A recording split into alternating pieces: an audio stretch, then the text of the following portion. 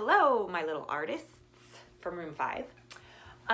So we've been studying the desert this week, and we drew a very important plant from the desert, the saguaro cactus. So then I thought it would be fun to end the week by drawing an animal that lives in the desert. And I looked at a bunch of different ones. There was a neat rattlesnake idea, but I thought you guys could probably come up with those on your own. So one of my favorite desert animals is the desert tortoise. And I almost didn't choose it because I know that Leah loves sea turtles.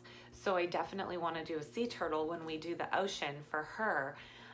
But I thought it would be kind of neat to do the desert tortoise and a sea turtle to see. It's neat that turtles or tortoises can live in different environments, and they have different adaptations on their bodies to help them survive in those habitats. So we're gonna make this today. Now you can make more than one. If you have a younger brother or sister or an older brother or sister, they can join in. You can use anything that you like to use for art. You know me, I love my Sharpie. But you can use just pencils, crayons, markers. And I know Luke's grandpa has 2 tortoises, desert tortoises.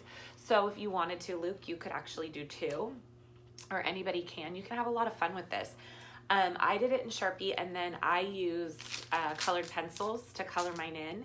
And I actually colored it while I was watching TV one day for a really long time. I spent about probably 2 hours coloring it, blending the colors, making it look how I wanted.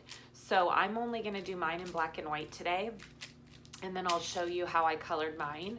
So this is my finished product. And you can see that for the sand, I used oranges, yellows, and some light browns.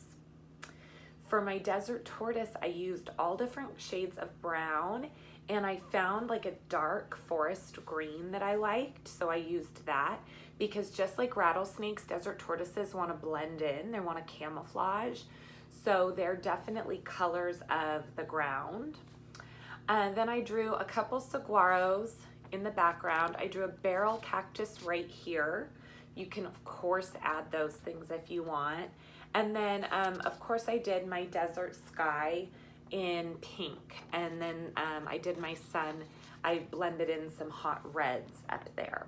Okay, so we're gonna draw the tortoise first, and then we'll add in all that other fun stuff if you want it later. Okay, so in the very, very middle, now I've never done this before as a direct to draw, this is brand new. So you'll have to bear with me here. Here's my paper. And the first thing first is we're gonna do the tortoise's shell. So we're gonna make that rainbow in the middle of our paper.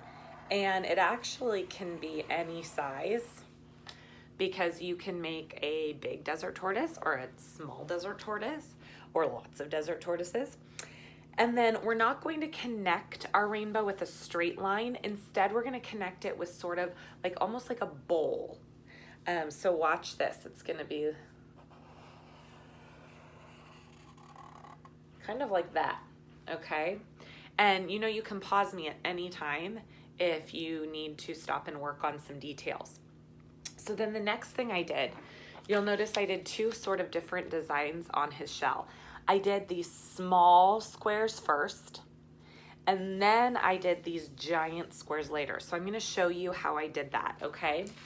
So first, just along the bottom, along this bottom line, I did some shapes that look like this. They don't have sharp corners. They have rounded corners. And I did them all the way along the bottom. And you can do them any way you want. So mine ended up looking like this. Okay. So if you need to, pause and finish that. Then when I got up here to the top, I wanted to do some giant ones, because if you've ever seen a desert tortoise in real life, and you can go on to Brain Pop and watch videos of desert tortoises and animals, the top of their shell has bigger markings. So that's kind of what I wanted to do. to fill them in on the top like this. And they're just sort of weird, strange shapes. They're not perfect squares. They're not perfect rectangles. Even the ones I just did look completely different from the ones I did the other day. Okay? So any way you want, like that. And then on this guy, you'll see that I actually added some more designs because I did these extra lines. So I don't really know if I have room to do that on here, but I guess I could try it out. I was looking at a picture of a desert tortoise, and it just seemed to me like they had lots of details on their shell. So the more little details and lines that you add, the more I think it will look realistic, but it's totally up to you. If you think, nah, I really just like it simple, then leave it simple. All tortoises have different markings that are unique to them. So that's how mine ended up looking. Okay? So then you can decide what colors you want to color it. Now next we have to work on the head. Now the head has to come out of the shell. So you don't want to draw your turtle's head over here because that would be the hard part of the shell. We have to draw his little head coming out from under the shell where he can tuck it back in. And a head is kind of tricky. Turtle heads, I mean, I don't know.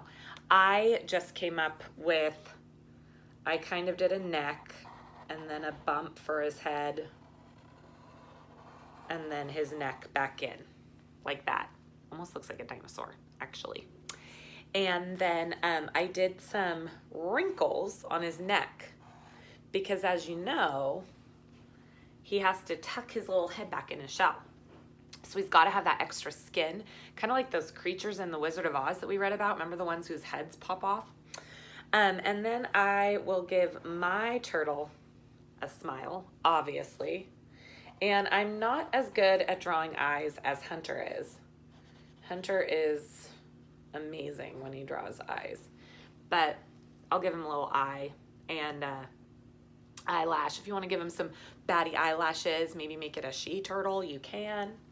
Now, a desert tortoise, 4 scaly legs. My aunt and uncle used to have a desert tortoise when I was little named Thule. Thule would live all day in the rose garden and then at night sleep in the bathroom. Super strange. But I loved looking at Thule's legs because they had these big scales on them. Probably similar to the animals that we read about in the desert reading, how those big scales help keep the water in. So in order to do this, I did it just like we did the dragon legs. If you think back to my father's dragon, I just made 4 rectangles. So 2 towards the front of our tortoise's body and 2 towards the end. So if you need to pause to do that, go ahead. And then to draw the scales, I actually did like a W. So W, W, W, W, W. And then another row of W, W, W, W. So it ended up looking like this. Like fish scales, basically. So W, W, W, W. Or, you know what else we did that had this? Nutcracker teeth. If you think back to when we did our nutcracker. See? So you might want to pause me and fill in your W's. And the neat thing about W's is that you can't mess them up. Some of mine are big, some of mine are little.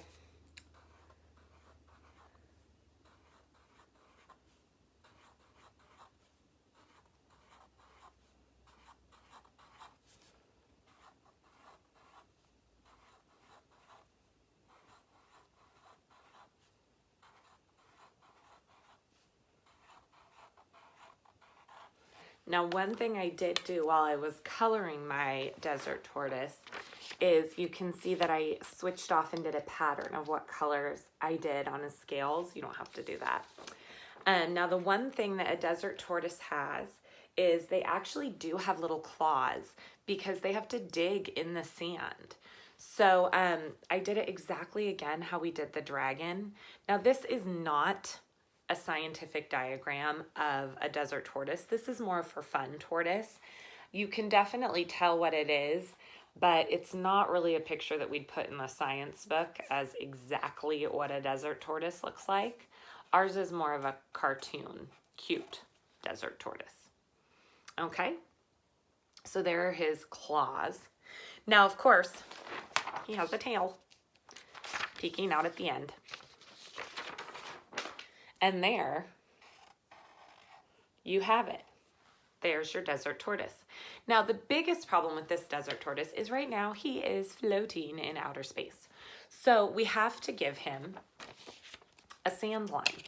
Now, I gave my desert tortoise 2 sand lines. I gave one right here to make it look like the sand that he's walking on. Then I did a line further back to make it look like the sand stretched out really far behind him in the desert. You don't have to do that, but I'm just going to show you right now how I did it in case you want to. So the first desert line has to be by his feet to make it look like he's walking on the sand. So I'm going to do my squiggly line just like when we did our cactus. I need to take this off of here. And I'm going to connect it all the way. And then, of course, to make it look like sand, I will go back through and do those tiny little dots again. Now, like in this one, I did a line further up by his shell. So, about back here, I did another sand line. And again, to make that look like sand, it doesn't look like sand right now. It looks like he's walking through stripes. But if you do those little dots and you color it sand colors, it absolutely will look like sand, okay? Then I gave it a hot desert sun in the corner. And then if you want, you can add some cacti. So down here, I had room for a barrel cactus. A barrel cactus is easy to draw because it's just a lump. And then, of course, you have to do your spines on the cactus because that's what its adaptation that keeps it safe. And its spines all over the cactus. And then if you want, I figured that this desert line up here was perfect for a saguaro. I ended up having room for 2. You actually could put a whole forest of saguaros if you wanted to. I think I'll just put 1. And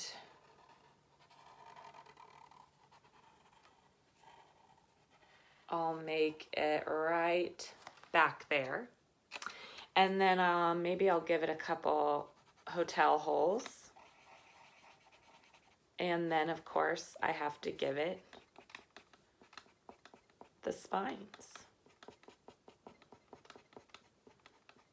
So that's the neat thing about these direct to draws is you can kind of add on the things that you already know how to do.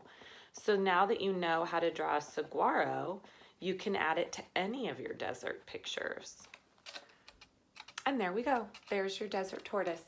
So my little artists, I cannot wait to see what you do with your picture.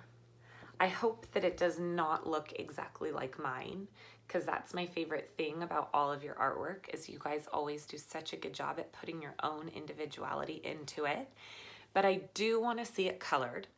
And I know in the classroom, you guys do a phenomenal job of coloring in so there's no white. And I know that's really hard to do at home because at home we tend to want to go quicker. But I would love to see your desert tortoise completely colored in. That sky and gorgeous desert sunset colors or sunrise colors and the sand looking really good. I want to see that detail. And like I said, I'm a grown-up and it still took me a really long time. And I didn't do it all in one sitting. Just anytime we were watching a family movie, I sat down and I brought my colored pencils over and I just worked on it. So send me a picture when you're done. Lena's mom had a really good idea. She wanted Lena to title her work and date her work And then she's planning on bringing it to me when I actually get to see her again. And I would love for you to do that. I would love for you to keep kind of a portfolio of all your amazing work, because that's what we would have been doing if you were in the classroom. And art is so special because those beautiful pictures are things that you can keep forever, and we'll be able to remember this strange and unusual time that we're in together. Okay, so I love you, my little artists, and I cannot wait to see your desert tortoises. There's no place like home. Miss you.